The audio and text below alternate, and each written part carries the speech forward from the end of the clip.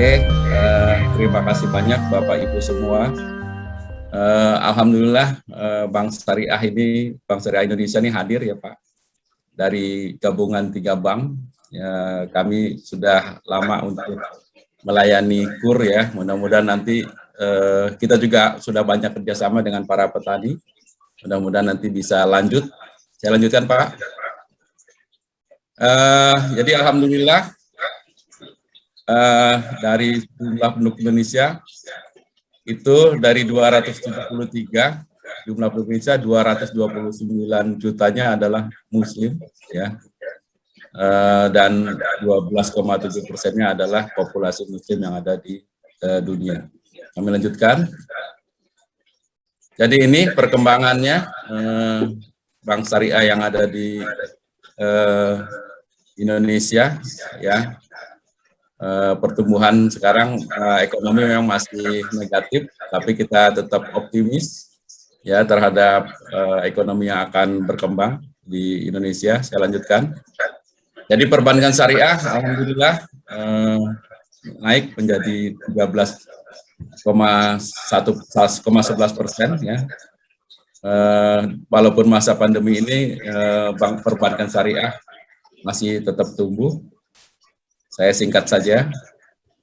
Nah ini Bank Syariah Indonesia pada tanggal 1 Februari didirikan, digabungkan ya, dan yang meresmikan adalah Pak Presiden.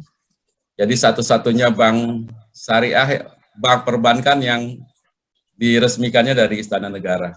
Jadi dan kami memang diminta untuk bergerak di UMKM. Ya, ini sebagai barometer perbankan syariah Indonesia.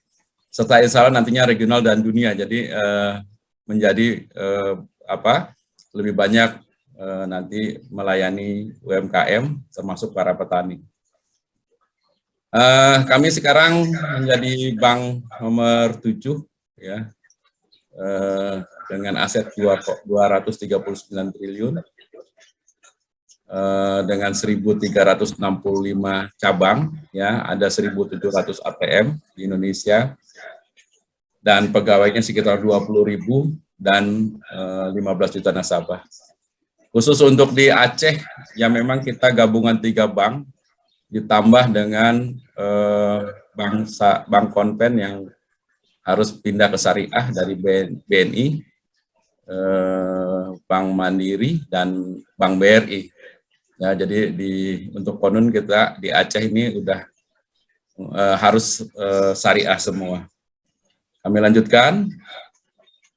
Nah ini model bisnisnya di Bank Syariah ya, dari investor atau institusi yang menyimpan dana di BSI, lalu disalurkan ke para individu komersial dan institusi. Ya ini proses bisnis perbankan.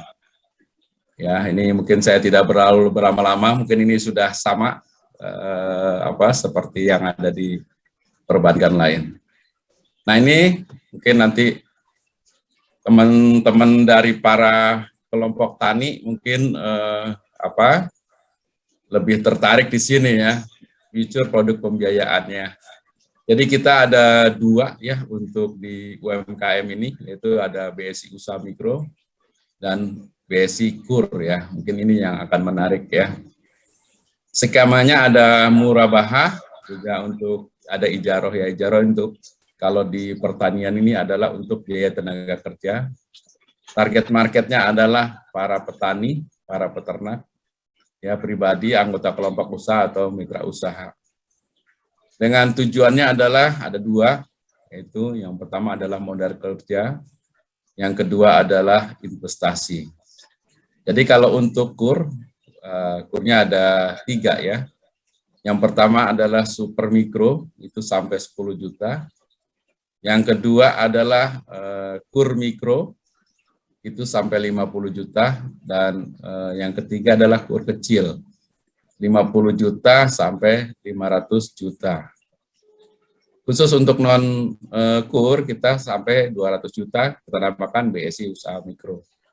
Nah di kami ini ada pola angsuran ya, ada grace period ya. Ada 2 bulan, 3 bulan, 4 bulan, 5 bulan, dan 6 bulan ya, maksimum 24 bulan atau Yang kedua adalah Yarnen, yaitu Yarnen itu bayar pada saat panen, ini cocok untuk para petani. Sesuai masa panen ya, ada yang 3 bulan ya, sampai maksimum adalah 15 bulan. Kami lanjutkan. Ini yang tadi kami jelaskan ya. Di sini ada KUR super mikro. Ya, tujuannya adalah modal kerja, investasi yang maksimum 10 juta. Kalau untuk super mikro adalah 10 juta, murabahah dan ijarah untuk biaya tenaga kerja. Lama usaha tidak dibatasi ya, minimal usaha yaitu, tapi harus ada persyaratannya, yaitu mengikuti pendampingan, mengikuti pelatihan kewirausahaan dan pelatihan lainnya. Dan khusus untuk petani ini harus tergabung dalam kelompok usaha pertanian ya. Ini KUR super mikro ini tanpa agunan ya, marginnya sama ya, 6%. Tenornya adalah 3 tahun untuk modal kerja dan 5 tahun untuk investasi. Grace period tadi sudah kami terangkan ya. Yang kedua adalah KUR mikro sampai 50 juta dan KUR kecil. Nah, khusus KUR kecil 50 sampai 500 ini ada agunan. Perbedaannya adalah seperti itu adalah dengan agunan BPKB, SHM, SHGB, AJB atau letter C. Kami lanjutkan Pak Winu. Ini ada RAC ya, ada risk acceptance kriterianya untuk produk KUR ya. Yang pertama adalah identitas nasabah, memiliki nomor induk perusahaan atau surat keterangan usaha mikro dan kecil yang diterbitkan oleh pejabat yang berwenang, terdaftar dalam Dukcapil ya, karena kita punya sistem di Kurma itu udah otomatis ya, begitu dimasukkan nomor KTP sudah langsung terhubung dengan OJK untuk SLIK, juga daftar hitam nasional, juga Dukcapil ya untuk memfilter KTP palsu ya. Juga langsung tergabung ke asuransi penjaminan ya. Jadi ini udah sistem yang kita jalankan sudah seperti itu ya. Satu lagi untuk KUR mungkin ada nama kita terhubung juga dengan SIKP, Sistem Informasi Kredit Program. Jadi kalau sudah punya pembiayaan di bank lain, di tempat kami tidak bisa diberikan lagi ya. Untuk plafon di atas 50 juta diperlukan juga NPWP. Dan untuk syarat-syarat nasabah adalah minimum berusia 21 tahun. Mungkin para petani ini usianya sudah rata-rata di atas 21 tahun ya, atau sudah menikah dengan usia minimum 18 tahun dan usia maksimum di 65 tahun. Kapasitas pembiayaannya tidak sedang memiliki pembiayaan produktif ya, modal kerja atau investasi.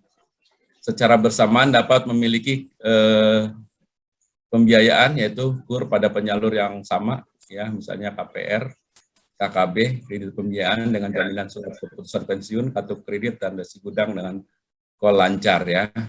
Jadi ini masih secara bersamaan dapat memiliki kredit pembiayaan, kalau untuk KPR, KKB masih bisa. Khusus KUR super mikro nasabah belum pernah menerima pembiayaan KUR.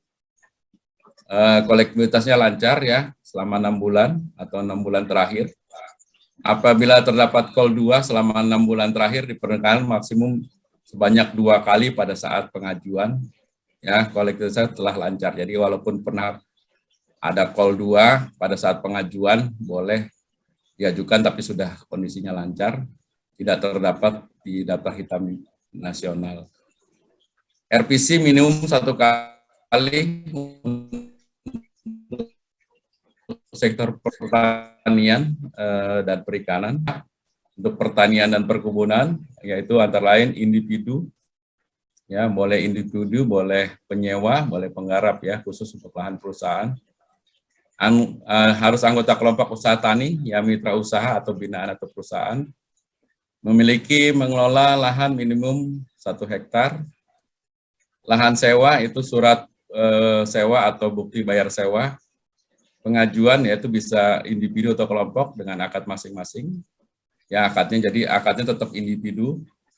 Pengajuan kelompok tani, ketua kelompok yang mengkoordinir pembayaran angsuran atau bekerjasama dengan perusahaan yang bertindak sebagai Apalis ya. Jadi kita ada beberapa perusahaan yang Apalis ke kami ya, sudah tersistem ya, ada yang namanya Tani Joy, yaitu ada kelompok tani yang memakai aplikasi.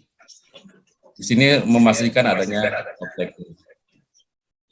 Ini kami lanjutkan dengan syarat-syarat dokumen pengajuan, yaitu ada kopi identitas nasabah, pasangan dan penjamin, jika ada dalam bentuk KTP elektronik, kartu keluarga dan akte nikah, akte cerai bila cerai ya, dan surat kematian untuk janda atau duda, NPWP untuk plafon pembiayaan di atas 50 juta, dokumen perizinan usaha. Nah, ini untuk data keuangan atau checking, antara lain ya laporan keuangan ya, jika ada, mungkin nanti kalau tidak ada kami akan cek berapa hitungannya untuk para petani ini. Checking rekening koran, saldo tabungan jika ada, catatan atau bukti catatan keuangan jika ada, nota-nota penjualan atau pembelian ya, atau pembelian bahan baku dan lain-lain mungkin nanti bisa kita cek juga, dan data keuangan lainnya jika ada. Ini ketentuan kelompok tani dan off-taker, yaitu yang pertama ketentuan umum, memiliki surat keterangan atau kelompok usaha, melampirkan profil atau pengurus kelompok usaha. Kelompok tani dapat berperan sebagai off-taker atau apalis. Ketentuan khususnya, pertanian dilakukan atau verifikasi fungsi kelompok tani dan kepengurusan kelompok tani serta dituangkan dalam LKN. Jadi ada laporan kunjungan nasabahnya yang perlu dilampirkan. Peternakan yaitu memiliki kurang lebih 10 anggota, bukan sama dengan off-taker, memiliki agunan dalam bentuk SHM. Perikanan memiliki susunan pengurus atau organisasi atau kelompok yang secara langsung melakukan budidaya perikanan. Ini ada yang kita juga punya ketentuan perusahaan, ada yang apalis ya, ada beberapa perusahaan yang bergabung dengan kami. Ini nanti bisa ada pemeriksaan seliknya, ada PKS-nya, memberikan referensi kelompok tani yang dibiayai, ya jadi harus direkomendasi oleh ketentuan dari perusahaannya, dapat berperan sebagai pemasok pakan atau penyedia, karena ada beberapa yang bekerja dengan kami menyediakan pakan dan setelah panen dibeli lagi oleh perusahaan tersebut ya. Tidak dapat membatalkan PKS jika nasabah dijamin oleh yang masih memiliki nilai outstanding pembiayaan. Limit apalis ditentukan berdasarkan analisa keuangan oleh kantor cabang, pelaksanaan rekonsiliasi data, outstanding pembiayaan yang dijamin oleh apalis dituangkan dalam PKS. Jadi ada beberapa perusahaan yang bekerja dengan kami, dia menyediakan bibit, setelah panen hasilnya akan dibeli kembali oleh perusahaan tersebut untuk dipasarkan. Ini contoh alur proses kerja, sama ada submission ya, pengusaha mengajukan pembiayaan melalui pihak pertama, pengiriman data, update status pengajuan, pencairan dana, lalu pengiriman barang nih yang sudah kami lakukan. Nah, ini ada beberapa yang sudah kerjasama yang petani, Tani Joy Pak. Jadi ada beberapa kelompok tani yang ada di Jawa Barat dan di Jawa Tengah dan Jawa Timur ya. Jadi di Tani Joy ini hasil diberikan pupuk dan bahan-bahan untuk pertanian, lalu setelah menghasilkan dibeli kembali ya. Kalau yang Pemalang Agrowangi ini ada petani yang mengelola bahan-bahan ya. Kalau nggak salah ini untuk bahan-bahan untuk parfum ya. Jadi ada parfum dan lain-lain yang diolah. Saya rasa itu Pak Winugroho paparan kami.